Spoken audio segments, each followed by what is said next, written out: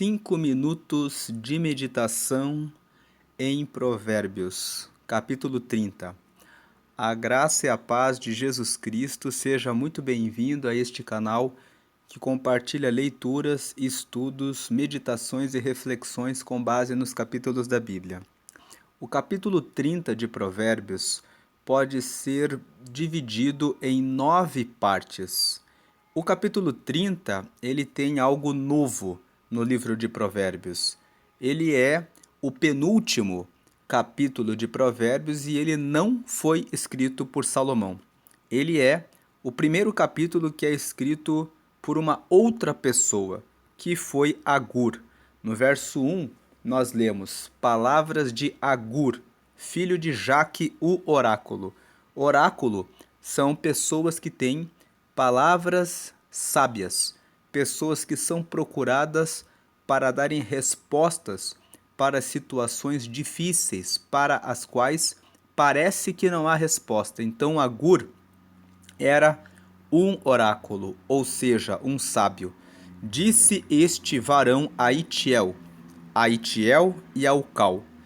Os versículos que nós vamos meditar, que são organizados neste vídeo em 9 temas, foram dirigidos para duas pessoas, para Itiel e para Ucal, mas foram anotados como palavras de sabedoria aqui no livro de Provérbios.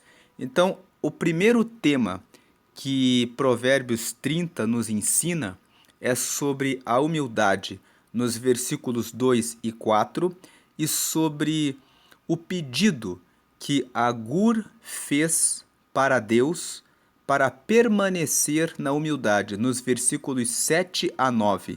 Então, os versículos 2 a 4 dizem: na verdade, que eu sou mais bruto do que ninguém.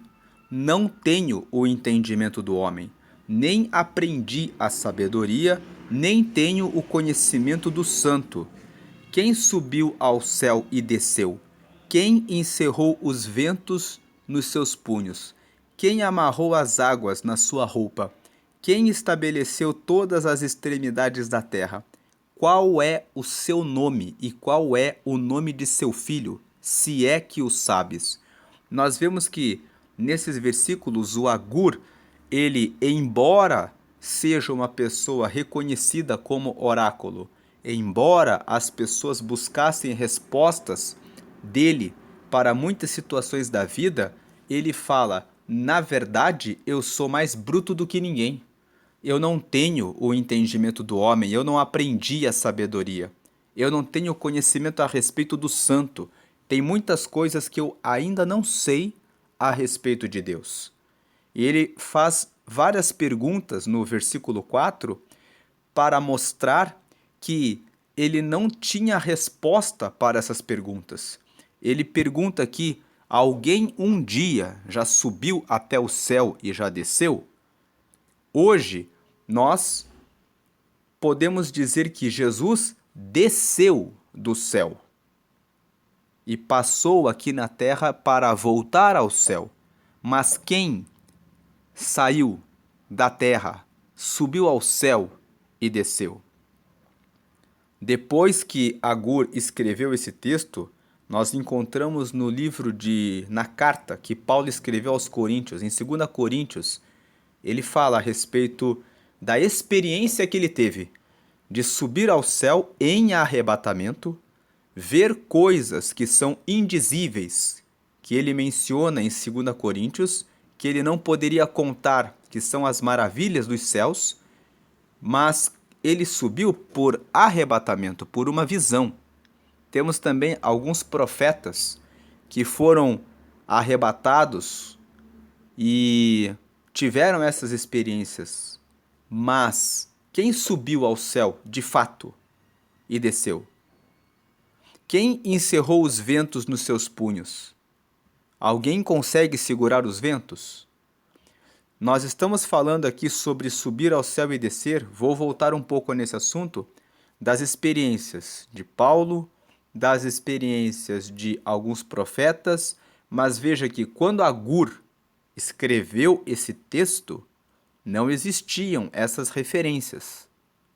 E mesmo essas referências que nós citamos são experiências de pessoas que foram arrebatadas em visão. João, na ilha de Patmos, quando teve a revelação do Apocalipse, também subiu ao céu. Teve visões a respeito dos céus, mas ele não subiu de fato e depois desceu. Todos eles foram arrebatados, viram coisas que Deus mostrou a eles para deixarem registradas na palavra. Mas quando Agur escreveu esse texto, ele estava dizendo: até hoje, no meu tempo, eu não conheço e não tenho nenhuma referência de alguém que tenha subido até o céu e que tenha descido. Então, eu não tenho respostas a respeito do santo. Quem encerrou os ventos nos seus punhos? Quem amarrou as águas na sua roupa? É possível prender as águas na roupa? Quem estabeleceu todas as extremidades da terra? O norte, o sul, o leste, o oeste? Quando nós olhamos para os céus, aonde fica o limite da terra? Até você ver os céus e as estrelas. Qual é o seu nome e qual é o nome de seu filho, se é que o sabes? Será que ele tem um filho? Na época que Agur escreveu esse texto, ele coloca esse questionamento. Então, Agur, nesses 3 primeiros versículos, ele mostra que ele não tem conhecimento. É como alguém que diz: quanto mais eu estudo, mais eu vejo que eu não sei. Mais eu vejo que tem muitas coisas que eu não tenho resposta. E ele faz essas perguntas no versículo 4, mostrando humildade. Nos versículos 7 a 9, ele fala: 2 coisas te pedi, não mas negues antes que morra. 8. Afasta de mim a vaidade e a palavra mentirosa. Não me des nem a pobreza, nem a riqueza. Mantém-me do pão da minha porção acostumada. 9. Para que porventura, de farto, te não negue e diga: quem é o Senhor? Ou que empobrecendo venha a furtar e lance mão do nome de Deus. Nesses versículos 7 a 9, nós vemos que o pedido que Agur faz é um pedido de permanecer no pão que todos os dias tem, para que ele continue honrando a Deus e para que ele não tenha que furtar para trazer vergonha ao nome do Senhor. Então esse é o primeiro tema, sobre humildade. Quantas vezes nós queremos dar respostas, queremos as soluções, queremos ser os donos dos nossos destinos, queremos ditar para Deus como as coisas são, quando na vida existem muitos mistérios, e nós vamos ver esse tema dos mistérios ainda nesse vídeo um pouco mais à frente. O segundo tema fala sobre a honra. Nós devemos honrar a Deus e devemos honrar os nossos pais. Versículos 5 e 6 fala sobre honrar a Deus. 5. Toda a palavra de Deus é pura. Escudo é para os que confiam nele. Nada acrescentes às suas palavras, para que não te repreenda e sejas achado mentiroso. Os versículos 5 e 6 nos mostram que toda a palavra de Deus é pura, que toda a palavra de Deus serve como proteção, como escudo para quem confia em Deus. Quando nós somos alvejados por ataques, palavras que servem para nos abater, aqueles que confiam em Deus se apropriam da palavra. Deus é o nosso refúgio e fortaleza, socorro bem presente na angústia. Salmo 46, versículo 1. Eleva os meus olhos para os montes, de onde me virá o socorro? Meu socorro vem do Senhor. Salmo 122, Salmo 121, versículo 1. Então nós vemos que o 122 é sobre alegrei-me quando me disseram vamos à casa do Senhor, mas o Salmo 121, 1, que eleva os meus olhos para os montes, de onde me virá o socorro. Então, aqueles que honram a Deus têm a palavra de Deus como uma palavra pura e como seu escudo. Versículo 6, nada acrescentes às suas palavras, para que não te repreenda e sejas achado mentiroso. Paulo, falando na sua segunda carta a Timóteo, no capítulo 3, disse aqui no versículo 16 e 17: toda escritura, ou seja, toda a palavra de Deus, é divinamente inspirada, é proveitosa para ensinar, para redarguir, para corrigir, para instruir em justiça, para que o homem de Deus seja perfeito e perfeitamente instruído para toda boa obra. Então, a honra que deve ser dada a Deus é toda honra que se deve dar à palavra. E o texto de Provérbios, no capítulo 30, no versículo 5, fala que toda a palavra de Deus é pura e é escudo para os que nele confiam. E o versículo 6, que nada deve se acrescentar.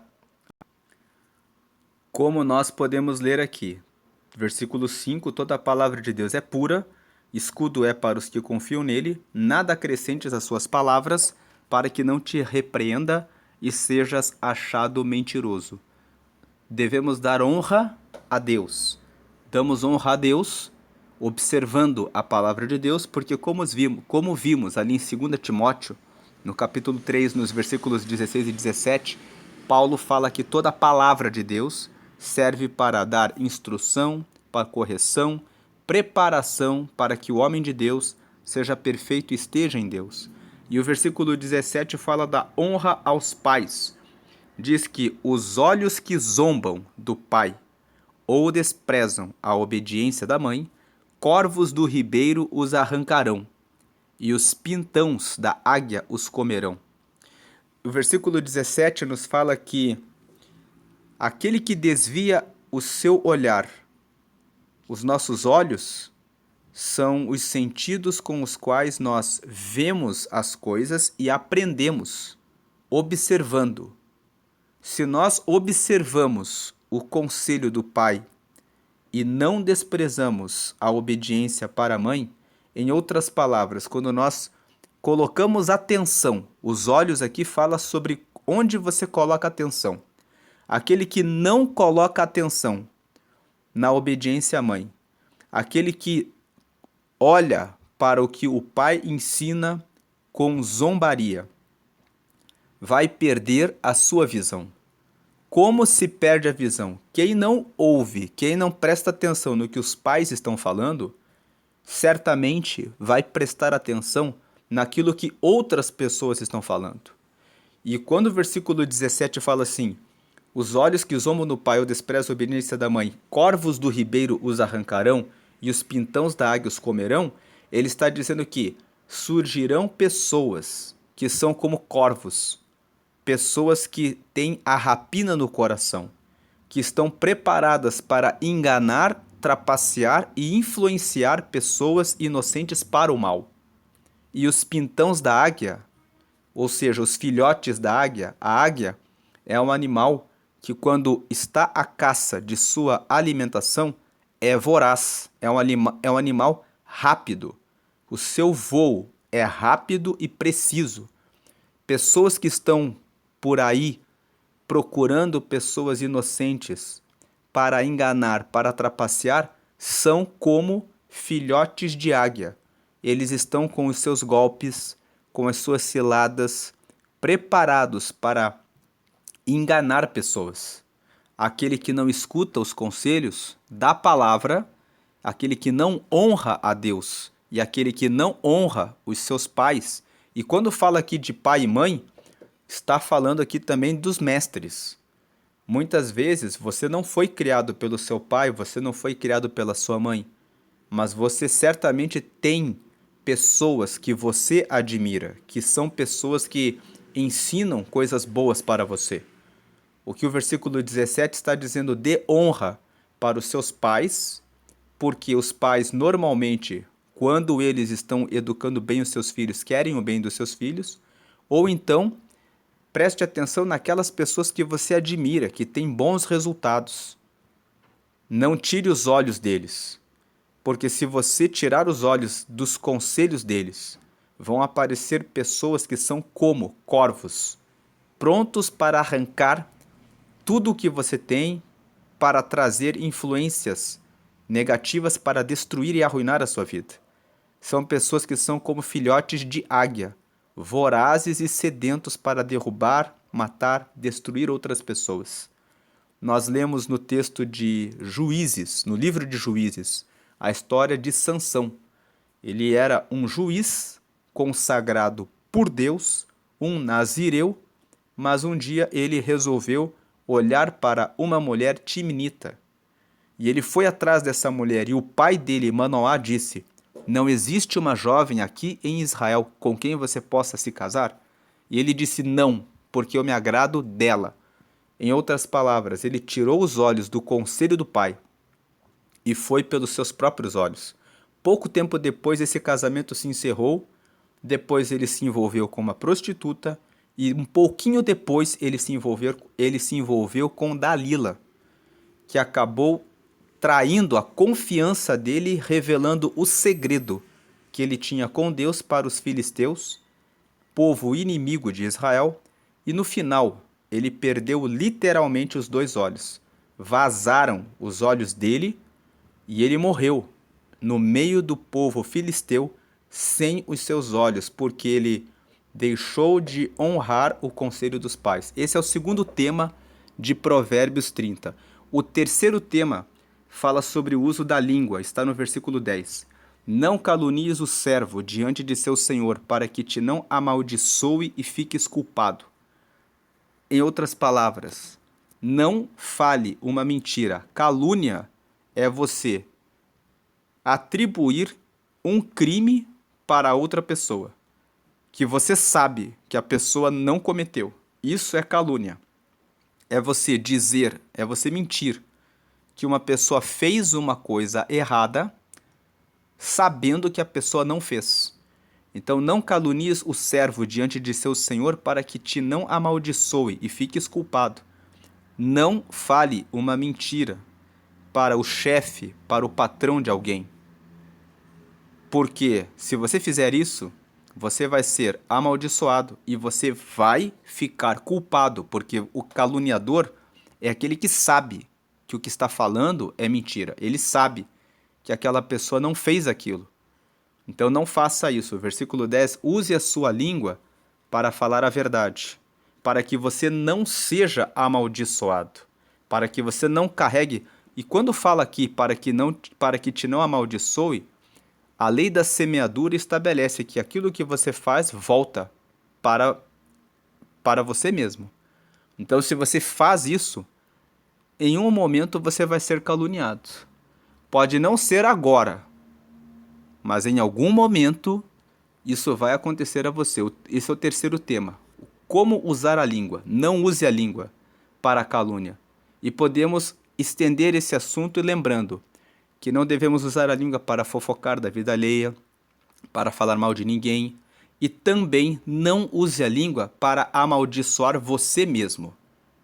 Tem pessoas que amaldiçoam a própria vida. Falam: eu não posso, eu não consigo, eu sou fraco. Como vou fazer? Lembre-se do Salmo 23, o Senhor é meu pastor e nada me faltará. Coloque em oração aquilo que você está buscando. Não use a língua para amaldiçoar a sua própria vida e nem para amaldiçoar o seu cônjuge, os seus pais, nem os seus filhos.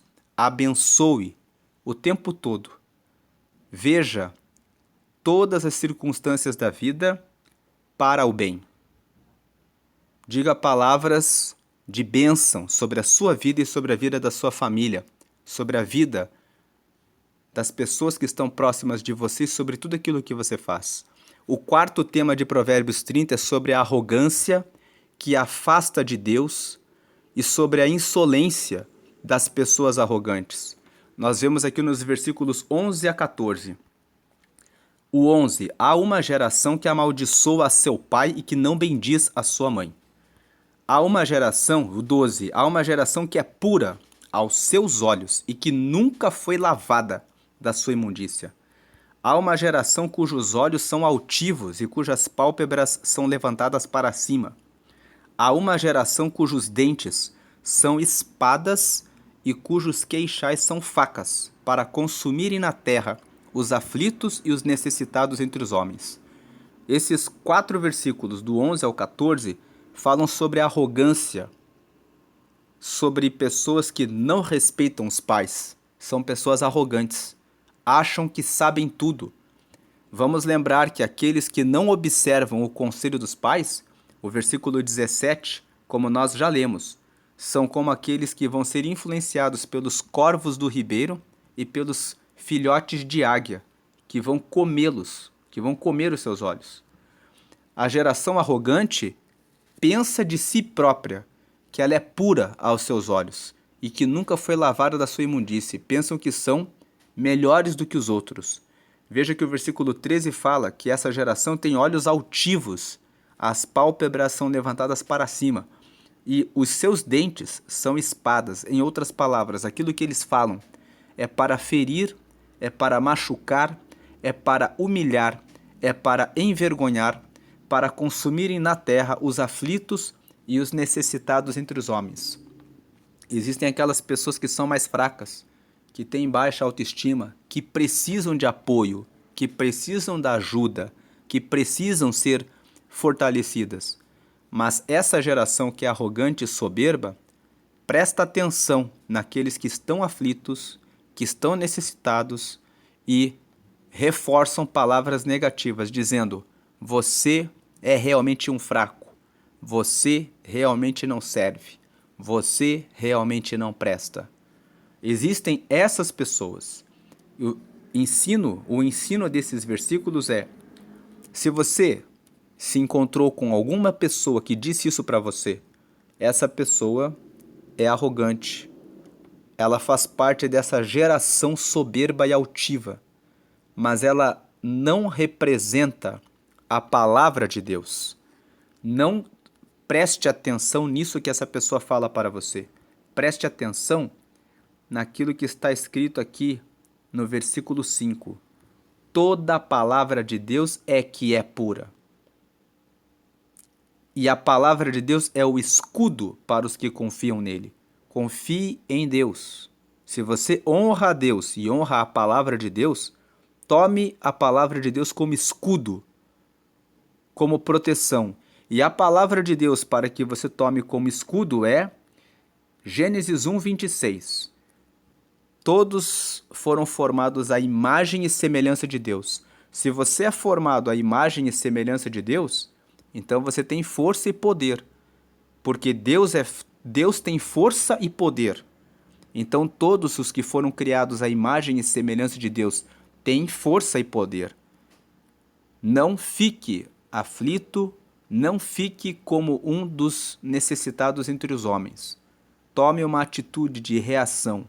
Honre a Deus em primeiro lugar. E você honra a Deus quando você respeita a palavra e valoriza mais a palavra do que a palavra do homem. Quem é o homem para dizer a você que você não pode, que você não consegue ou que você não é digno? Você é digno. Você foi feito à imagem e semelhança de Deus. Essa pessoa que está falando isso para você, se você está passando por isso, é uma pessoa arrogante e altiva que faz parte dessa geração que os versículos 11 a 14 estão dizendo. São pessoas arrogantes. E essas pessoas que são arrogantes, elas são insolentes. Quem são pessoas insolentes? São pessoas que desprezam, que ignoram as coisas da vida. Veja aqui os versículos 24 a 28. Vamos marcar aqui estas 4 coisas são das mais pequenas da terra, mais sábias, bem providas de sabedoria. As formigas são um povo impotente, todavia no verão prepara sua comida. Os coelhos são um povo fraco, débil é fraco, e contudo faz a sua casa nas rochas. Os gafanhotos não têm rei, e contudo todos saem e em bando se repartem. A aranha que se apanha com as mãos está nos passos dos reis. Quem é arrogante é insolente. O insolente é aquele que despreza aquilo que é pequeno. O arrogante olha e faz o seu julgamento com a sua arrogância, pensando assim: quem é essa pessoa que parece uma formiga, que é como um coelho, como um gafanhoto, como uma aranha. É uma pessoa que insignificante, que não pode fazer nada. Mas os versículos 24 a 28 estão aqui no capítulo 30. Agur usa esses animais pequenos para dizer assim: quem é arrogante pensa que, olhando para a situação em volta, que só ele pode, porque ele olha para o seu orgulho, para a sua arrogância, para a sua soberba. Mas quando você contempla na natureza, você consegue ver que as formigas são impotentes, são um povo impotente. Mas elas conseguem se reunir, juntar no verão e ter fartura no inverno. Você olha para os coelhos, são pequenos, são fracos. Mas eles, quando constroem a sua casa, eles procuram a rocha e constroem uma casa em um lugar seguro. Os gafanhotos não têm rei, mas eles saem em bandos, ou seja, eles pedem apoio uns aos outros. E a aranha, ela é muito frágil. Você apanha ela com as mãos, mas ela vive no palácio dos reis. Nós vemos que, por mais que você não tenha força, a sabedoria ou os atributos que os arrogantes pensam que têm, você pode fazer os seus investimentos, guardar todos os meses, fazer uma reserva de emergência na parte financeira. Você pode orar, jejuar e ter a sua confiança em Deus. E aí Deus vai ser a sua força no tempo da dificuldade. Você pode, mesmo se você pratica um esporte, por exemplo, você pode não correr uma maratona, mas se você correr todos os dias, ou até mesmo caminhar 1 quilômetro, ou por 20 ou 30 minutos, você vai conseguir ter saúde para sua velhice, porque você faz de maneira constante aquilo que é básico, aquilo que é essencial, que é o que as formigas fazem. Elas fazem a coleta das folhas e dos alimentos que elas precisam, conforme o que elas conseguem, dia após dia, todos os dias no verão. E quando chega o tempo do inverno, elas têm fartura e conseguem ter o que precisam. Você não precisa ser o mais inteligente, o mais forte, o mais preparado. Você só precisa fazer o melhor que você pode e que você sabe e que você consegue todos os dias, no tempo em que você pode fazer. E no tempo da adversidade, você vai ter aquilo que você precisa. Os coelhos são um povo débil, mas eles constroem sua casa nas rochas. Se você prestar atenção, for sábio, tiver sabedoria e investir nos lugares certos, você, no tempo da dificuldade, quando você coloca a sua força no lugar certo, na pessoa certa, você consegue, mesmo sendo mais fraco, usando a sabedoria, você consegue vencer. Tem muitas pessoas que são muito fortes, que são muito inteligentes, que são muito preparadas, mas elas tomam uma decisão errada. Investem, por exemplo, num relacionamento com a pessoa errada, porque são levados pela aparência, são levados pela confiança na sua própria força, de que vão conseguir terminar a obra que começam, e de repente não conseguem, por falta de sabedoria. O orgulho cega a pessoa. Por isso que Provérbios 16:18 fala que a soberba precede a ruína. A pessoa que fica arrogante, soberba e orgulhosa não percebe aonde constrói a sua casa e pode fracassar. Mas se você for como um coelho que escolhe o lugar em que vai fazer a construção da casa, usando a sabedoria, você pode vencer aquele que acha, pensa que é mais do que verdadeiramente é. Se você, como for como os gafanhotos, trabalhar em união, parcerias, você pode ir muito mais longe. E se você, aqui no versículo 28, quando fala da aranha, que se apanha e está nos passos dos reis, ele nos ensina que a aranha ela é fraca, mas onde que ela procura um ambiente, ela se instala em qualquer ambiente. A aranha, e aqui no caso, quando Agur fala que a aranha que está no palácio dos reis, ele está falando, você pode ser fraco, mas se você estiver ao lado de pessoas que têm conhecimento, que têm condições financeiras, que têm poder e que sabem como fazer, porque os reis são aqueles que governam, aqueles que têm liderança política, que têm todos os recursos à sua disposição, que podem fazer coisas que as pessoas comuns não podem fazer. Você pode ser como uma aranha. Você pode não ter tanta força, tanta riqueza, tanta sabedoria, mas se você se alinhar com reis, com pessoas que são como reis, que têm condições, sabedoria, conhecimento pessoal, você pode aprender, crescer, conhecer e vencer. Então, não, a questão dos sábios é os versículos 11 a 14, os arrogantes são assim, pessoas que não respeitam os pais, acham que são puros, estão imundos, têm olhos altivos, usam a boca para diminuir os outros e são insolentes. Mas os versículos 24 a 28 ensinam que não é o que eles falam que prevalece, mas se você for usar esses exemplos da natureza, como as formigas, os coelhos, os gafanhotos e a aranha, você pode, mesmo tendo menos, não tendo todas os atributos que os arrogantes acham que fazem eles acharem que são melhores, você pode conseguir. Os arrogantes, eles são insolentes, eles desprezam, ignoram aquilo que é pequeno, que eles olham e pensam que é mais fraco. Mas Deus, e é aqui que entra o Provérbios 30, a sabedoria de Provérbios 30. Deus usou aqui o Agur para trazer essa revelação, para mostrar, observando na natureza, que as coisas não são como os arrogantes falam. Eles acham que sabem, mas aqui está a sabedoria da contemplação da natureza. Depois, o quinto tema fala sobre ser insaciável. São os versículos 15 e 16. A sanguessuga tem duas filhas, a saber, dá. Essas três coisas nunca se fartam, e quatro nunca dizem basta.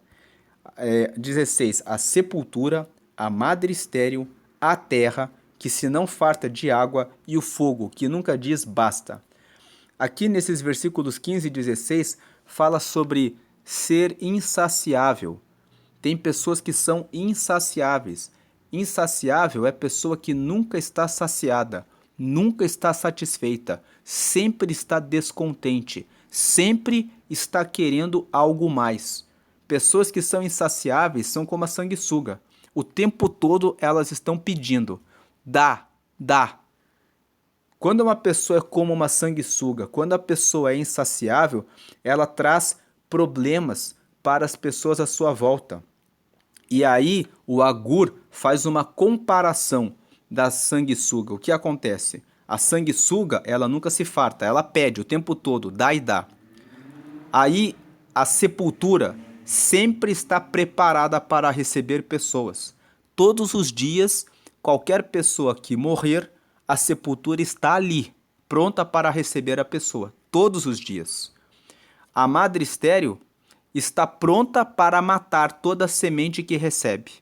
Por mais que ela receba semente, ela nunca vai trazer fruto, nunca vai gerar um filho, uma criança. A terra que não se farta de água, a terra está sempre ali, pronta para receber a água, e o fogo que nunca diz basta.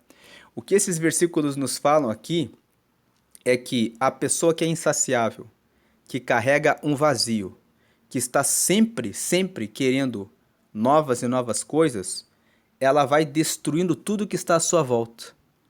Tem pessoas que pedem tanto para os pais, para o cônjuge, para os filhos, que chegam a trazer desgosto na vida da pessoa. Tem pessoas que morrem por infarto, por acidente vascular cerebral, por causa de uma pessoa que estava ali o tempo todo pedindo, pedindo, pedindo, e a pessoa estava ali se esforçando no máximo para conseguir dar tudo para satisfazer essa pessoa, e se esforçaram tanto que acabaram tendo doenças no corpo e acabaram indo para a sepultura. A pessoa que é insaciável, por mais que você dê semente para ela, aqui quando Agur compara com madre estéril não gera filhos. Por mais que você dê tudo que a pessoa que é como uma sanguessuga pede, você dá, e quando você dá, você está esperando que essa pessoa fique feliz, que essa pessoa se sacie, que essa pessoa tenha aquilo que uma criança traz. Quando ele fala de madre estéril, você espera que o filho que vai ser gerado no ventre vai trazer renovo, alegria, felicidade, o futuro, porque o bebê que está por nascer, ele traz o futuro, a, a perspectivas, sonhos para o futuro. Nunca que uma sanguessuga, uma pessoa que é insaciável, vai gerar aquilo que uma criança traz para uma família. Nunca vai trazer, porque é como se fosse uma madre estéril que é seca. Você dá semente, dá presente, dá o que ela pede, mas ela sempre vai matar aquela semente. Nunca vai haver esperança, renovo, sonho concretizado. A terra que não se farta de água. Quando você joga água ali na terra, a terra sempre está pronta para absorver, ela nunca se cansa. É assim que é a sanguessuga. Quando o versículo 15 fala assim, a sanguessuga tem 2 filhas, a saber, Dadá, estas 3 coisas nunca se fartam, e 4 nunca dizem basta, tem aqui uma evolução que o Agur está apresentando. Ele fala assim, é como se fosse a sepultura. A pessoa insaciável vai matando as pessoas em volta. É como uma sepultura. Primeiro ela mata as pessoas em volta porque as pessoas vão sofrendo.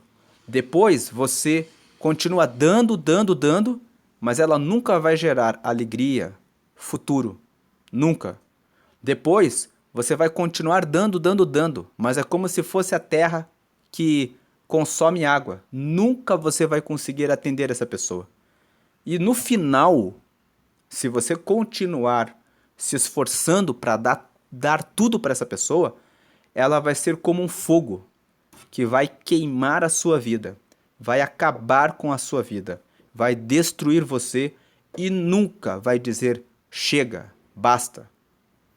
O que o versículo 15 e o versículo 16 ensinam é: se você está perto de uma pessoa que é assim, se você está tendo um relacionamento com uma pessoa que é assim, fuja dessa pessoa. Também ensina que se você é uma pessoa assim, é hora de você pensar no que você tem feito para as pessoas à sua volta. Você pode estar levando os seus pais, o seu marido, a sua esposa, de repente, para a sepultura. Você pode estar levando você mesmo para a sepultura, porque você nunca fica satisfeito, você nunca fica satisfeita. Vai chegar uma hora que você vai viver o tempo todo em ansiedade, em depressão. Tem muitas pessoas que estão ansiosas, em depressão, por esse motivo. Porque elas não se cansam de querer. Isso pode ser suprido com oração, com encontrar o propósito para o qual Deus te chamou nessa vida. Muitas pessoas vivem no consumismo, muitas pessoas estão obesas, comendo além do necessário, porque estão nesse movimento de nunca estarem saciadas. Comem bastante, mas parece que aquilo que comeram não saciou, porque na verdade o vazio está no campo da alma. Então esse é o 5º tema. O 6º tema de Provérbios 30 fala sobre os mistérios da vida. E nós vemos aqui no versículo 18 e 19: há três coisas que me maravilham, e a quarta não a conheço. 19: o caminho da águia no céu, o caminho da cobra na penha, o caminho do navio no meio do mar e o caminho do homem com uma virgem. Aqui, o Agur está falando assim: tanto no céu quanto na terra, quanto no mar, existem coisas que geram a sensação de maravilha em nós. Olhando no céu, quando nós vemos uma águia voando com a sua velocidade, com a sua força, com a altura que elas conseguem voar, nós ficamos impressionados.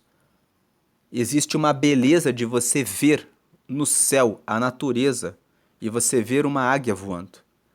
Quando você olha para a terra e você vê uma cobra que vai se rastejando e você vê a velocidade com a qual ela consegue se deslocar, mesmo se rastejando, você consegue ver como a natureza ela é.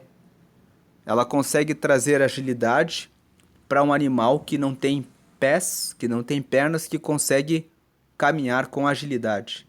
Quando você olha para um navio no meio do mar, você pensa: como pode um navio ter tanta carga, tanto peso, sendo muitas vezes feito de metal, mas se sustentar ali sobre o mar?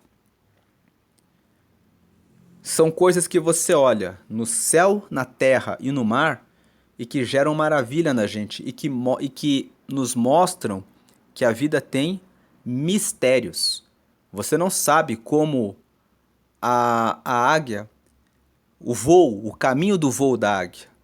Quando você vê a cobra, você não vê por onde ela vai caminhar.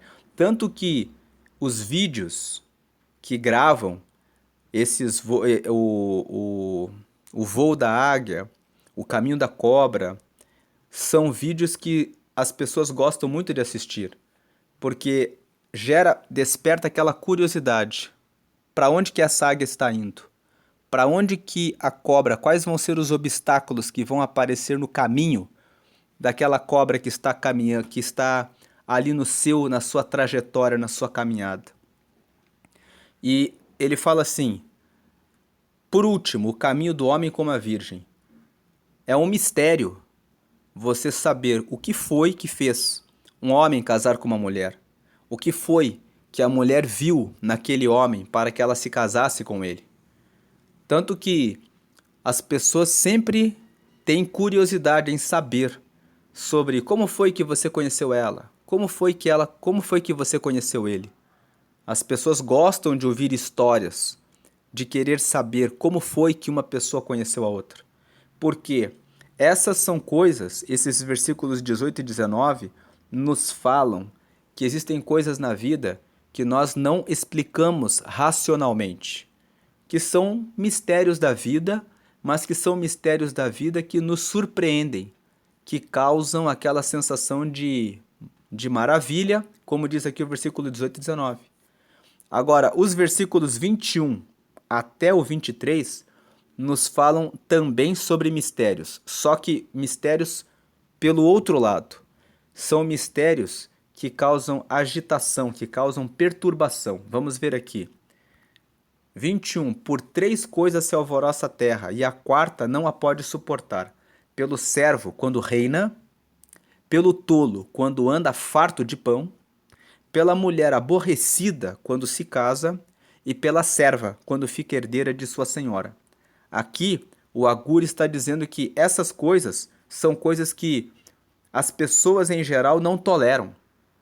As pessoas não suportam. Quando um escravo se torna rei, isso gera agitação, perturbação. As pessoas não suportam. Elas pensam: como é que esse escravo conseguiu chegar nesse lugar?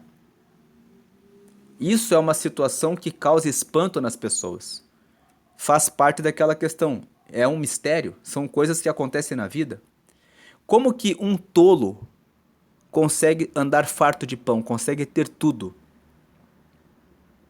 Muitas pessoas pensam assim: como é que essa pessoa que conseguiu receber uma herança, né, conseguiu receber uma herança dos seus pais, sem ter feito nada, sem ter se esforçado, É um tolo, mas ele vai andar ali farto de pão.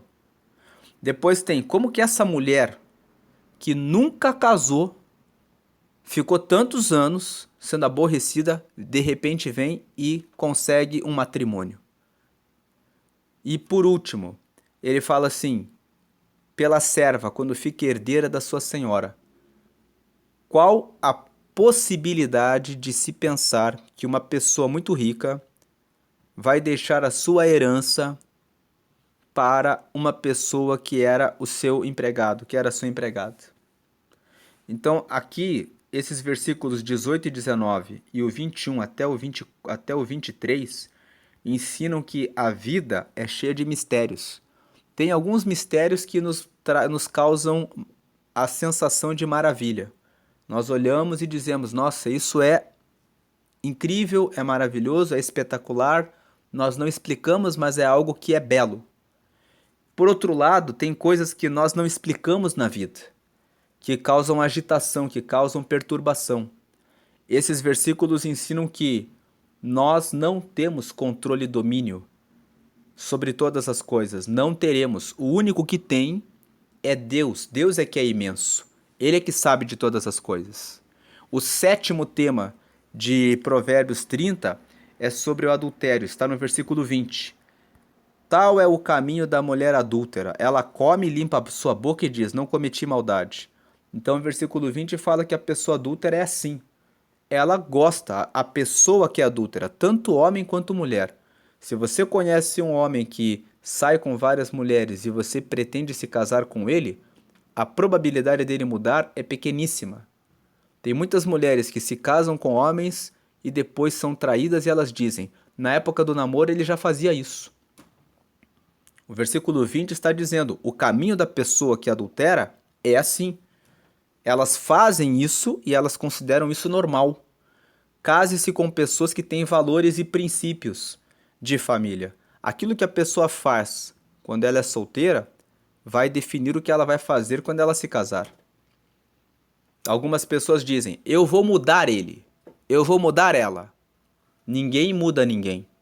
Ou a pessoa assume o compromisso com Deus e realmente deseja mudar, ou ela nunca vai mudar. Mas ninguém muda ninguém. O versículo 20 está trazendo esse conselho, essa recomendação. E pode ser aplicado também para negócios. Se você faz um negócio com uma pessoa que trapaceia e engana, a probabilidade dela trapacear e enganar é muito grande. Ela não vai mudar só porque você quer. Depois, o oitavo tema fala sobre a beleza de contemplar a natureza. Versículos 29 a 31. Há 3 coisas que têm um bom andar, e o quarto passeia muito bem. O leão, o mais forte entre os animais, que por ninguém torna atrás. O cavalo de guerra, bem cingido pelos lombos. O bode também, e o rei, a quem não se pode resistir. Esses versículos aqui, os 29 até o 31, eles nos ensinam qualidades que nós podemos aprender observando a natureza. Ele fala aqui que, contemplando a natureza, nós podemos aprender a ser valentes e fortes como leão.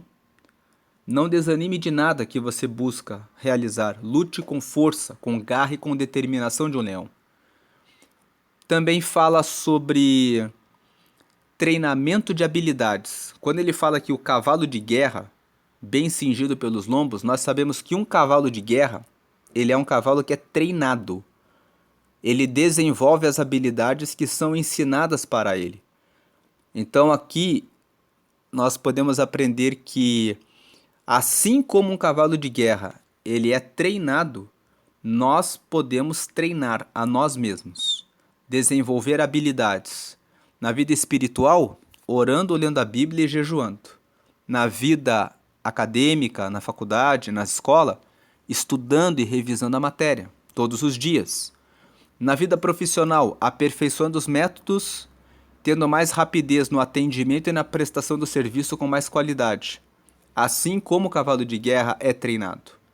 E os bodes, eles têm força para subir as montanhas, são ágeis pela força que têm em escalar montanhas. Montanhas fala de dificuldades. Então treine tanto até ser forte o bastante para vencer qualquer obstáculo, por maior que seja o obstáculo. E quando você passar por essas etapas, ele fala por último, e o rei, a quem não se pode resistir. Lute com a valentia de um leão. Treine as suas habilidades como um cavalo de guerra. Aperfeiçoe tudo das suas habilidades para ser tão forte e tão ágil para subir e passar pelas montanhas como um bode, até que você se torne como um rei, que lidera e governa sobre esse negócio que você tem feito, que você faz. O último tema fala sobre vencer o orgulho e os pensamentos maus, sobre trabalhar bem e vencer a ira. São os versículos 32 e 33. Se procedeste loucamente, ou seja, se você fez alguma coisa errada, elevando-te, se colocando com orgulho, ou se você imaginou o mal, teve algum pensamento mal, põe a mão na boca. Em outras palavras, pôr a mão na boca é pare de fazer isso. Pare de ser arrogante, soberbo, orgulhoso. Pare de se colocar acima das outras pessoas. E se você pensou em fazer alguma coisa ruim, imaginou o mal, não faça. E o versículo 33, por quê? O versículo 33 completa, né, traz o complemento aqui. Por quê? O espremer do leite produz manteiga. Em outras palavras, se você trabalhar bem, espremer leite traz manteiga. Se você trabalhar bem em coisas boas, você vai ser bem-sucedido. Você vai colher algo bom. Mas se você espremer o nariz, você vai produzir sangue. Se você espremer a ira, você vai produzir contenda. Mas se você continuar agindo loucamente, continuar sendo orgulhoso e não puser a mão na boca, na tua imaginação má, então quando você espremer o nariz, você vai ter sangue. Você pode ter uma consequência muito ruim. E se você der lugar à sua ira, você vai gerar conflito e contenda e vai acabar se destruindo. Lembre que Paulo disse em Efésios 4:26: Irai-vos e não pequeis, não se ponha o sol sobre a vossa ira. É normal a pessoa se irar dependendo da circunstância da vida, mas é tolice dar lugar para que essa ira seja manifestada de forma destrutiva. Essa é a meditação de Provérbios capítulo 30. Deus abençoe a todos. Amém.